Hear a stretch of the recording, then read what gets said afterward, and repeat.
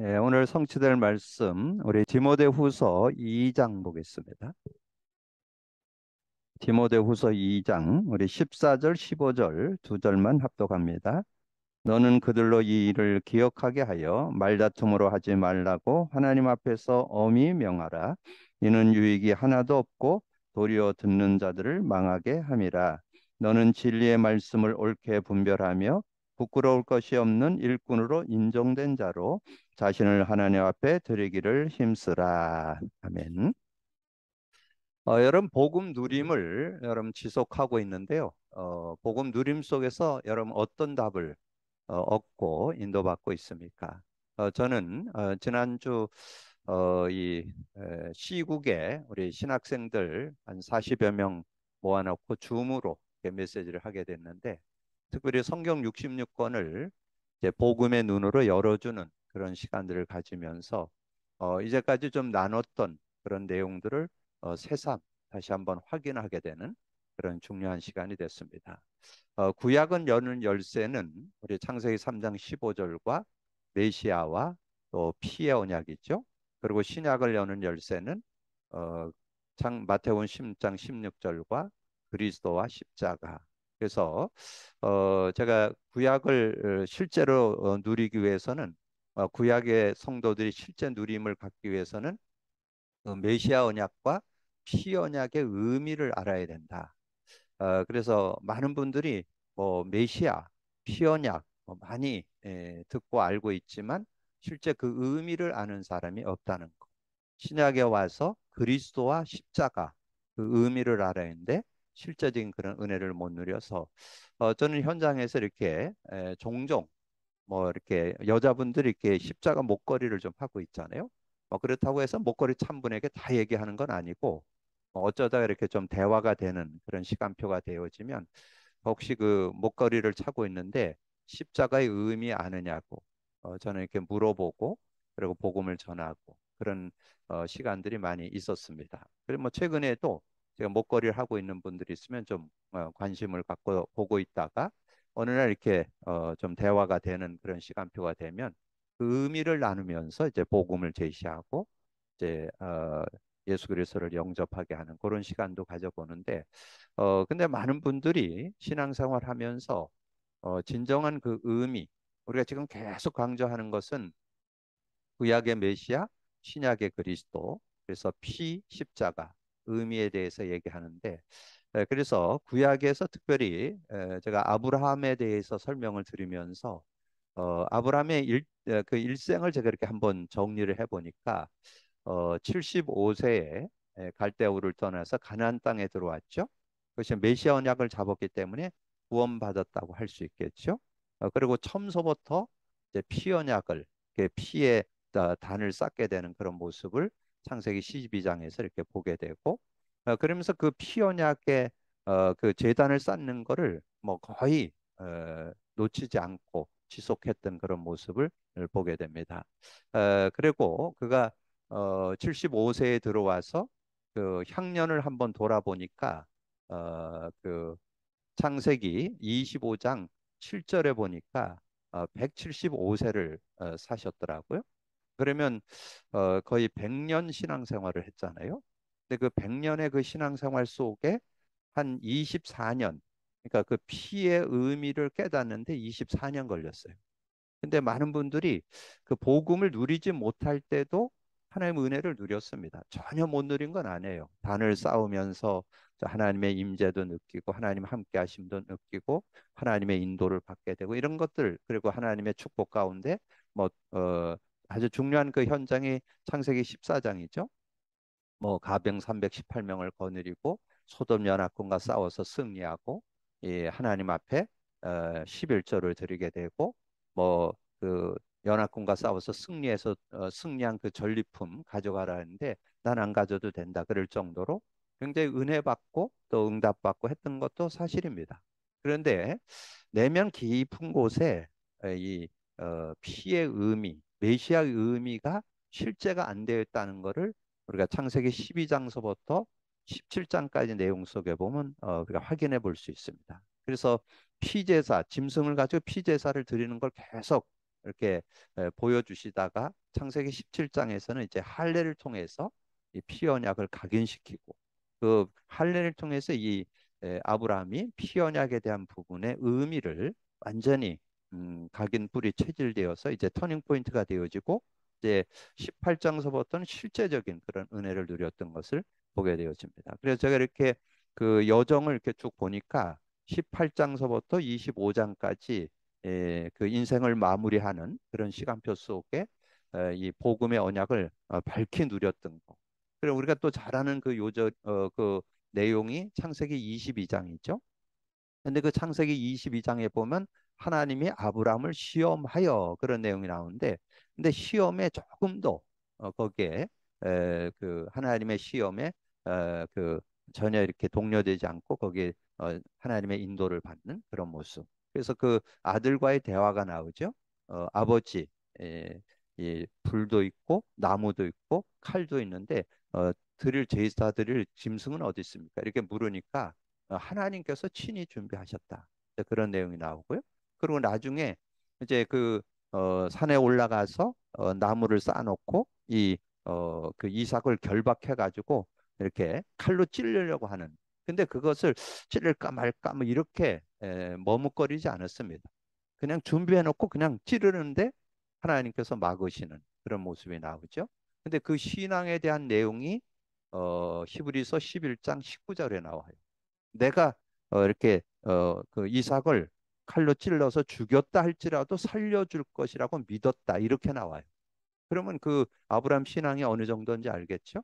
하나님께 하나님의 그 말씀과 그 언약을 확실하게 가지고 있었던 그런 아브라함이었던 모습을 우리가 보게 됩니다. 그래서 여러분 이 복음 누림 지금 계속 강조하는데 복음 누림 속에 올바른 신앙이 들어있고 여러분 삶이 들어있습니다.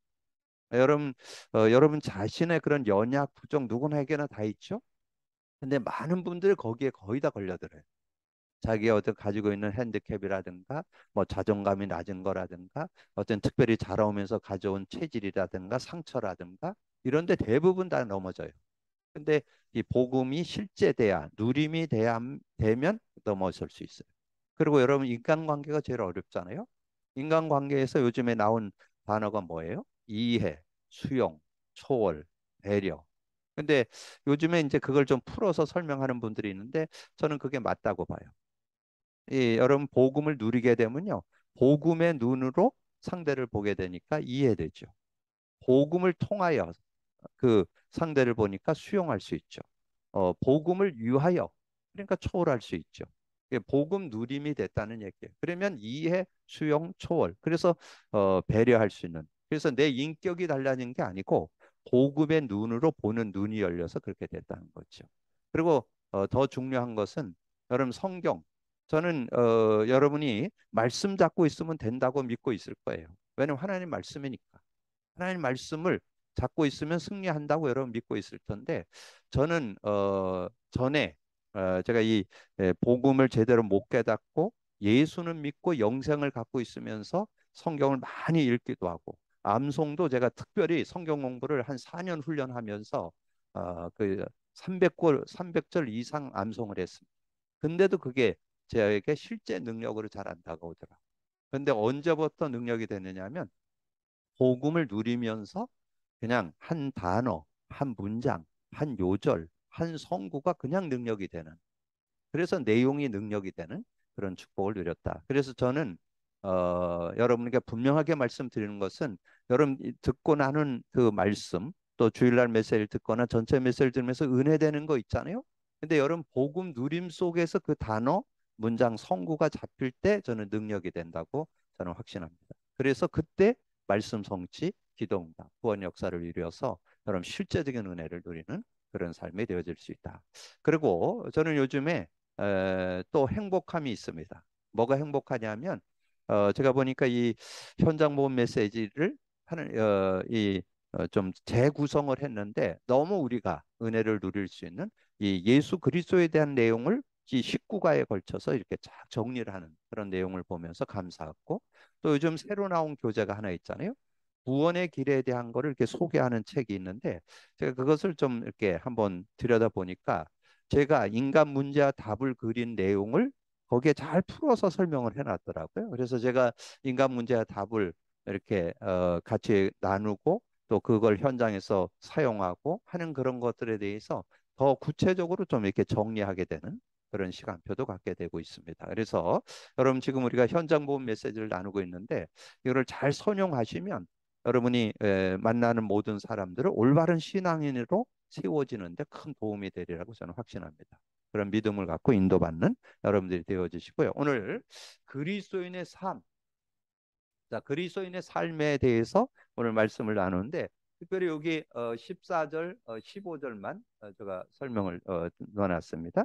14절, 15절. 너는 그들로 이 일을 기억하게 하여 말다툼으로 하지 말고 하나님 앞에서 엄히 명하라. 이는 유익이 하나도 없고 도리어 듣는 자들을 망하게 하느니라. 이 어떤 말다툼, 말 가지고 뭐 이렇게 하는 거 이런 것들이 왜 나오게 되냐? 저는 이 복음 누림하면서 이런 거에 대해서 다 넘어서게 되고 벗어나게 되는 그런 은혜를 누리게 되고 너는 진리의 말씀을 옳게 분별하여 부끄러울 것이 없는 일꾼으로 인정되는 자신을 하나님 앞에 드리기를 힘쓰라. 진리의 말씀을 옳게 분별한다. 저는 복음의 눈이 열려야 말씀이 바르게 분별되고 바른 승리를 할 수 있다. 자, 그렇게 정리를 해봤습니다. 그래서 그리스도인의 삶에 대해서 어떻게 정리를 해볼 수 있느냐 하면 저는 그리스도 누리고 그리스도를 그리스도 누리고 그리스도 증거하는 삶, 그리스도 증거하는 삶. 저는 이 삶이 되는 것이 그리스도인의 최고의 삶이다. 저는 그렇게 확신하고 또 확인하고 있습니다. 그리스도를 누리고 그리스도를 증거하는 것. 근데 성경에 나와요.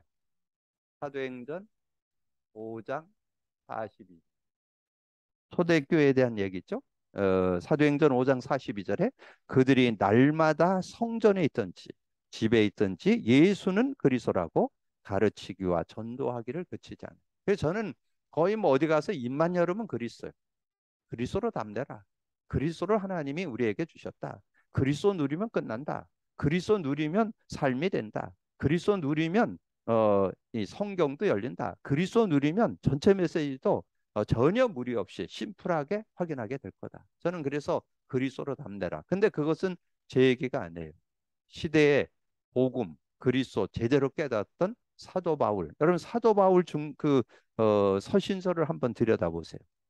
모든 메시지가 그냥 그리스도 안에서 그리스도 누림, 그리스도의 그 내용이 정리되어 있습니다. 특별히 저는 사도 바울이 증거했던 골로새서 1장 25절에서 29절의 내용. 내가 교회에 일꾼 된 것은 25절에 하나님의 말씀을 이루려 한다. 말씀을 이루는데 뭔 말씀? 28절에 우리가 그를 전파하여 각 사람을 권하고 모든 지혜로 각 사람을 가르치면 각 사람을 그리스도 안에서 완전한 자로 세우려 하매니. 그래서 그리스도 안에서 완전한 자로. 그래서 그리스도를 누리고 그리스도를 증거하는 것이 그리스도인의 삶이다. 그러면 서론에서 그리스도 누림이란 뭘까요? 그리스도 누림. 자, 그리스도 누림은 새 요절을 여러분이 실제 누리면 그리스도를 누리는 겁니다. 그리스도를 누린다는 말은 마태복음 16장 16절. 주는 그리스도시요 살아계신 하나님의 아들이십니다. 그래서 주님은 그리스도이십니다. 그리고 하나님 만나는 길이 되십니다. 죄와 저주에서 해방 주셨습니다. 사단 이긴 권세를 주셨습니다. 그때 여러분 삶에 하나님 나라가 누려집니다. 하나님 나라. 40일 동안 말씀했는데 제가 우리 현장에 적용해 보니까 우리는 40일 갖고 안 되더라고요. 저는 해보니까 한 3개월 정도, 약 100일 정도는 도전해야.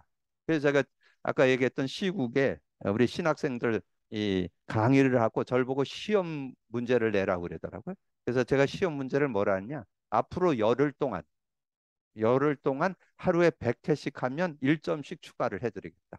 그래서 본인이 그리고 그거를 암송을 해서 자기가 성공한 날은 이 간사에게 써서 내는데 근데 코람데오 해라. 하나님 앞에서 해라. 앞으로 목회자 되려면 하나님 앞에 서야 되는데 내가 진짜 성공했으면 1점, 성공 안 했으면 0점. 그래가지고 기본 점수는 메시지 다 들었으니까 90점은 드리겠다. 그래서 91점, 92점 이렇게 해갖고 본인의 점수를 열흘 만에 써내라고 내가 그렇게 시험 문제도 내가 그랬는데 하나님 나라를 누리는 그런 모습이 되어지고 그래서 이 그리스도가 실제되고 하나님 나라가 누리면 그때 성령의 역사를 실제화할 수 있어요. 이 성령의 역사도 그리스도 못 누리면 그냥 능력으로 체험으로 느낄 수 있어요. 그러나 그리스도가 누려지면 진리의 영으로, 진리의 성령으로. 그래서 그리스도의 영이 역사하는 것을 확인하면서 인격적이고 실제적인 그런 은혜를 누릴 수 있어요. 그래서 그리스도 누림 속에 새 요절이 들어있다는 것은 꼭 기억을 하셔서 이것이 그리스도 안에 누림이 들어있는 그런 내용이다. 자, 그러면서 이제 교재를 좀 보시면 사탄은 매우 지혜롭다. 그래서 이 최초의 인간이었던 아담 하와를 유혹해서 그 하와를 유혹해서 넘어뜨리고 그리고 그 아담도 뭐 하와의 얘기를 듣고 전혀 거기에 반문하지 않고 선악과를 따먹었던 그런 모습을 보게 되잖아요. 그래서 고린도후서 11장 14절에는 사단도 자기를 광명의 천사로 가장하니라 그렇게 말씀해주고 있습니다. 그래서 어떻게든지 광명의 천사라는 것은 뭔가 좋은 거를 주면서 육신적인 걸 주면서 그러면서 영적인 것을 뺏어가는 그런 모습이라는 거죠. 성도가 실패하는 삶을 살도록 올무를 사용합니다. 다툼. 그래서 오늘 말씀에서 나왔죠. 자꾸 다툼이 일어나고 유익이 없는 망령되고 헛된 말로 우리를 실패시키는 그런 모습. 그래서 그 15절에 보니까 진리의 말씀을 옳게 분별하지 않으면 잘못하면 자꾸 우리는 넘어지는 그런 모습도 된다. 그래서 정욕에 빠지게 하고 추한 마음을 심기도 한다. 어리석은 변론으로 기도를 대신하도록 만든다.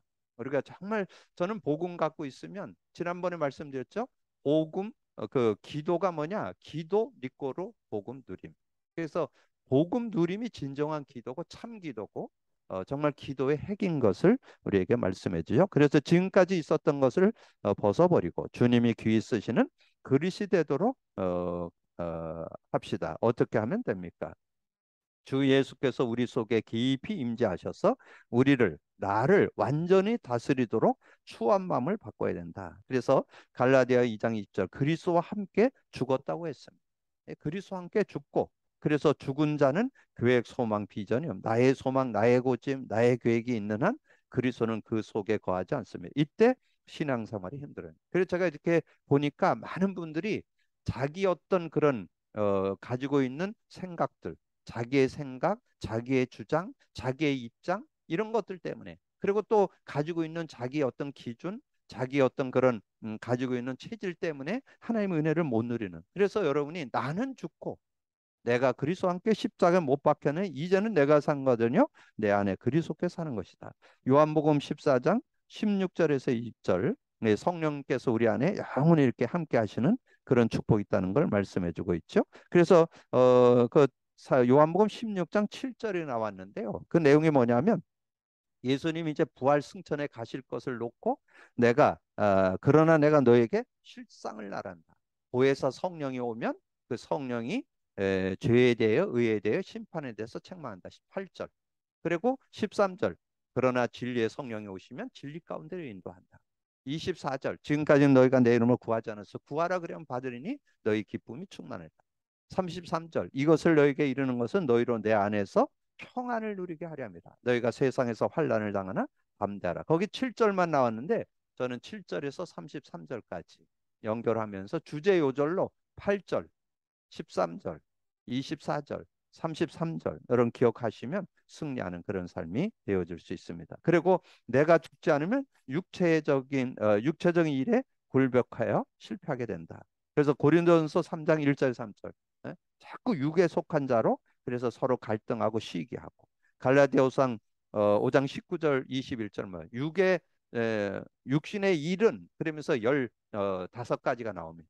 육신의 일 모든 그런 어떤 추한 모습으로 세상적인 것으로 매여서 살아가는 디모데후서 2장 14절 19절 오늘 내용에서도 이제 그런 내용들을 쭉 설명했죠. 내 속에 깊이 성령이 역사하도록 나를 비우면 어떤 일이 생기나. 그때 고린도전서 2장 14절에서 16절. 특별히 15절에 나죠. 신령한 자는 모든 것을 판단하나 자기는 아무개도 판단받지 않는다. 갈라디아서 5장 22절 23절. 거기서 성령의 열매 9가지가 나오죠. 사랑과 희락과 화평과 충성, 오래 참음과 자비와 양성, 충성과 온유. 그다음에 빌립보서 4장 13절. 그 주님 안에 있으면 내게 능력 주는 안에서 내가 모든 것을 할 수 있느니라. 그래서 우리가 정말 우리가 버릴 수 있는 것은 갈라디아서 2장 20. 그리고 우리가 신앙생활할 때 이 성령의 인도받는 요한복음 14장 16, 17절 우리 안에 성령이 함께하고 중요한 게 요한복음 16장 7절에서 33절. 요게 중요해요. 8절, 13절, 24절, 33절. 이렇게 여러분이 성령의 인도를 받고 그 앞 밑에 있는 내용들은 여러분 좀 참고하면 되고요. 그다음에 그러면 계획금 목표 없이 살라는 말인가? 기도의 깊은 단계, 말씀의 깊은 단계, 하나님의 축복의 능력의 계획을 해야 되는 말씀의 빈혈증을 막는 식량. 베드로전서 2장 2절은 말씀은 우리의 영의 양식인 것을 말씀하고 말씀은 싸우는 힘이 된다. 특별히 그 마태복음 4장 4절만 나왔는데 4장 1절에서 11절. 그래서 4장 1절에 11절하고 4절, 7절, 8절. 그래서 예수님이 직접 그 사단이 마귀가 와서 예수님을 시험할 때 기록되었을 때 이러면서 말씀으로 꺾었죠. 사람이 육으로만 떡으로만 살 거다니요 하나님 말씀으로 산다. 4절 7절 성전에서 뛰어내는 명예심을 가지고 유혹할 때 하나님만 섬겨라. 그리고 10절에 나에게 경배하면 천하 만국을 쏘겠다. 그러니까 하나님만 경배할 것이니라. 그렇게 말씀했죠. 그리고 길을 인도하시는 시편 1장 1절 2절에 보면 이제 우리가 언약을 가지고 하나님의 말씀을 묵상, 주야로 그 말씀을 묵상할 때 하나님께서 인도해 주시는. 그리고 기도는 하나님의 능력을 따라 사는 것인데 원인과 동력이 됩니다. 어떻게 하는 것이 옳은가? 그래서 예수님께서 직접 본을 보였죠. 새벽 미명에 시편 5편 3절은 아침에 그리고 사도행전 2장에서는 그들이 한 곳에 모여서 하나님께 기도했더니 그리고 쉬지 말고 항상 기뻐하고 쉬지 말고 기도하고 그렇게 살아가는 그런 모습이 된다는 거. 그래서 기도 실패는 곧 신앙의 실패요. 그래서 마태복음 26장 40일 시험에 들지 않게 기도하라 마음의 원이로되 육신이 약하도다 하시고 그랬죠. 그리고 기도는 모든 문제의 답을 얻어내는. 그래서 빌립보서 4장 6절 아무것도 염려하지 말라 모든 일에 기도와 간구로 너희 구할 것을 구하라. 그러면 모든 지각에 뛰어난 하나님 평강이 너희 마음과 생각을 지키시리라. 그래서 여기에서 우리가 좀 할 수 있는 것은 한 요절만 한다면 빌립보서 4장 6절 7절 우리가 기도하면서 인도를 받으면 하나님께서 마음과 생각까지 지켜주시면서 인도해 주신다는 것을 말씀드릴 수 있고 그 다음에 세 번째 인생 성공과 실패의 가장 정확한 다음은 사람과의 교제다. 그래서 우리가 정말 여러분 복음을 제대로 깨달으면 아까 잠깐 서론에서 언급드린 대로 여러분 자신을 넘어질 자신의 어떤 부족감이 있잖아요. 뭐 여러 가지 남들에게 얘기 못하는 어떤 자존감이 낮은 거라든가 비교 의식이라든가 뭐 여러 가지 핸디캡이 있어요. 근데 그런 거 다 넘어설 수 있고 인간관계도 넘어서 그래서 거기에 중요한 거 고린도전서 12장에는 우리는 그리스도는 몸이시고 우리는 거기에 지체들이다 이런 내용을 쭉 설명하면서 27절에 그렇게 말씀했죠. 너희는 그리스도의 몸이요 지체의 각 부분이라. 신자들이 끊임없이 행한 네 가지. 그래서 사도행전 2장 42절 사도의 가르침을 받아 서로 교제하고 떡을 떼며 기도하기를 전혀 힘썼다. 그래서 근데 저는 여기에 사도행전 2장 42절에 우리가 말씀 따라가라, 말씀 잡으라 많은 얘기하는데 진정한 축복은 복음 누림 속에서 말씀을 잡아야 돼요. 그래서 여러분 복음 누림은 해도 되고 안 해도 되는 게 아닙니다. 우리 신앙인이라면 정말 언약 가진 자라면 당연 필연 절대로 해야 된다는 거 꼭 기억을 하셔서 복음 누림 속에 들어가도록 돕는 여러분이 되어 주시고 그래서 거기에서 우리가 한 요절만 잡는다면 거기 고린도전서 고전 12장 12절에서 27절. 특별히 거기에 27절만 여러분 기억하고 우리는 그리스도 안에서 그리스도는 우리의 몸이고 우리는 각 지체의 한 부분이다. 그리고 네 번째, 주님이 나타내서 응답하시는 것을 증거해야 된다. 그래서 여기에서 우리가 정말 전도해야 되는데 오늘 말씀드렸죠? 사도행전 5장 42절이 되면 돼요. 그러면 5장 42절이 되려면 뭐가 그 가슴에 있어야 돼요? 정말 그리스도로 담나서 그리스도의 증인 돼야 되잖아요. 그래서 사도행전 3장 1절에서 16절. 그 베드로가 정말 그리스도로 담나고 나서 현장에 있던 안진뱅이에게 담대하게 그리스도를 선포해서 그 안진뱅이가 치유되고 회복된 것처럼 그것에 그런 증인이 돼야 되고, 그리고 사도행전 17장 1절에서 9절에 보면 이 사도 바울이 데살로니가 지역에 가서 정말 그리스도의 그 당위성을 설명하는 그런 모습이 나오잖아요. 그래서 그리스도의 당위성을 설명하면서 예수가 꼭 그리스도다 그렇게 설명을 하니까 헬라인과 기분이 돌아오고 그 중에 정말 일꾼이 된 야손이 나오게 되는 그런 모습. 그래서 저는 여기서 한 절만 드린다면 사도행전 5장 42절 아까 서론에서 드렸던 것처럼 그들이 날마다 성전에 있든지 집에 있든지 예수는 그리스도라고 가르치기와 전도하기를 그치지 않는다. 그래서 제가 요즘에 이제 이렇게 불신자하고도 만남을 갖게 되는데 제가 이제 다음 주에 만나서 말씀을 전하려고.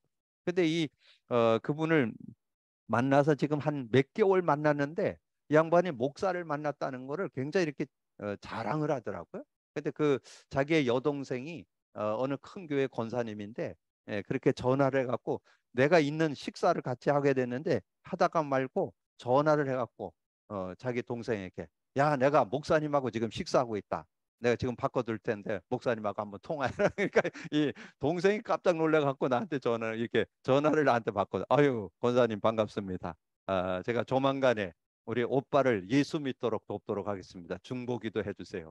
그리고 끊었다니까. 근데 아마 이번 주에 아마 좋은 일이 일어날 것 같아요. 제가 이번 주에 계획을 해가지고 제가 한번 만나갖고 복음을 전하려고 합니다. 하나님께서 정말 우리의 만남자. 그래서 저는 어찌든지 제가 말씀드렸잖아요.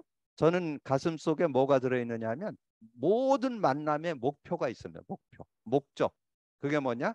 골로새 1장 28절. 그래서 골로새 1장 28절 사도 바울이 교회 속에 일꾼 된 것은 말씀을 이루려 한다. 그러면서 정말 우리가 그를 전파해 각 사람을 권하고 모든 지혜로 각 사람을 가르치면 모든 사람을 그리스도 안에서 완전한 자로 세우려. 그렇게 인도받는다는 거죠. 그래서 하나님의 뜻은 완전 시간적, 상대적이고 절대적이고 그리고 선하고 유익하다. 그러므로 그 뜻을 발견해야 돼. 하나님의 뜻이 뭘까요? 내 아버지의 뜻은 요한복음 6장 42절에 나오죠. 그래서 6장 40절에 내 아버지의 뜻은 아들을 보고 믿는 자마다 영생을 얻는 이것이니 마지막 날에 내가 그를 다시 살리리라. 그래서 하나님의 뜻은 영생 얻는 것. 많은 사람들이 구원받고 죽게 돌아오는 것. 그런 중심을 가지고 요한복음 14장 21절에 나의 계명을 지키는 자라야 나를 사랑하는 자니 내가 그를 사랑하여 그에게 나를 나타내리라. 빌립보서 2장 13절에 너희 안에서 행하시는 이는 하나님이시니 자기의 기쁘신 뜻을 위하여 너희에게 소원을 두고 소원이 뭐예요? 영혼 구원, 생명 운동. 이것이 하나님의 소원이라는 거죠. 마태복음 22장 37절에 예수께서 이르되 내 마음을 다하고 목숨을 다하고 뜻을 다해 주 너희 하나님을 사랑하라 하셨으니 요한복음 15장 10절에 내가 아버지의 계명을 지켜 그의 사랑 안에 거하는 것이 것 같이 너희도 내 계명을 지키면 내 사랑 안에 거하라. 주님의 그 공생의 3년 동안에 주신 메시지가 뭐예요? 자신을 정확히 알고 믿기를 원했잖아요. 그래서 그 답에 베드로가 고백을 했죠. 정말 그 질문에 답했던 것처럼 저는 누구든지 예수가 그리스도라고 답을 내는 거예요. 저는 예수 그리스도가 하나님의 답이라고 확신합니다. 그래서 어떤 인간도 예수 그리스도를 답을 내야 저는 승리하는 그런 인생이 될 수 있다고 저는 확신합니다. 그래서 그가 진짜 예수 믿는다면 요한복음 15장 11절에 내가 이것을 너에게 이르면 내 기쁨이 너희 안에 있어 너희 기쁨을 충만하게 하려 함이라. 그렇게 말씀해 주셨습니다. 그래서 그리스도인의 삶이란 그리스도 누리고 그리스도를 증거하는 것이다. 증거하는 삶인데 그러면 결론은 뭐예요? 결론은 그리스도 증거하는 삶이 되도록 해야 되잖아요. 그리스도 증거 하는 삶이 되면 되죠. 그리스도 증거하려면 어떻게 돼요? 내가 먼저 맛을 봐야 뭐 증인되잖아요. 증인된다는 거는 체험을 하고 말하는 걸 가리켜요. 그래서 사도행전 2장 1절에서 4절. 여러분 이 사도행전 2장 1절에서 4절이 보통 내용이 아닙니다. 이 성령 충만을 받을 때 여러분 자신 넘어설 수 있어요. 인간관계 넘어설 수 있어요. 모든 상황, 문제, 위기, 사건 다 넘어설 수 있어요. 그래서 그 증거를 가지고 너도 예수 믿으면 성령의 능력을 받으면 모든 거 넘어설 수 있고 승리할 수 있다. 이렇게 얘기해 줄 수 있잖아요. 그리고 사도행전 2장 42절. 아까도 잠깐 말씀드렸지만 사도의 가르침을 받아 서로 교제하고 떡을 떼며 오로지 기도하기 힘썼는데 사도의 가르침을 받는 그 언약 말씀을 잡을 때 능력이 되려면 복음 누림이 전제돼 있어요. 그래야 능력이 될 수 있어요. 왜냐하면 초대교회 성도들이 언약 분명했어요. 그리스도를 확실히 갖고 누리고 있었기 때문에 사도행전 2장 42절이 능력이 될 수 있었습니다. 그래서 사도행전 2장 42절만 강조하면 안 돼요. 그리스도가 누리도록 도우면서 사도행전 2장 42절. 그때 어떤 증거가 오냐? 사도행전 2장 47절. 예. 그래서 하나님을 찬미하며 모든 사람에게 칭송을 받으니 주께서 구원받는 자를 날마다 더해주는. 여러분 그런 삶 되면 최고의 삶 되지 않아요? 여러분 정말 하나님 안에서 여러분 인도받으면서 여러분 주변에 있는 사람들이 정말 구원받는 역사가 일어난다면 그럼 여러분 최고의 삶이죠. 여러분 삶의 그 삶 속에서 최고의 응답과 축복이 뭡니까? 여러분 만나는 사람들이 다 그리스도인이 되어지는. 그래서 그리스도 빛을 발하는 여러분들이 되어진다면 저는 최고의 삶. 그래서 오늘 결론에서 그 드린 내용을 여러분 꼭 기억하랬어. 내가 정말 그리스도 누리는 것이 먼저 되고 그리스도를 증거하는 삶이 그것이 그리스도인의 삶이다.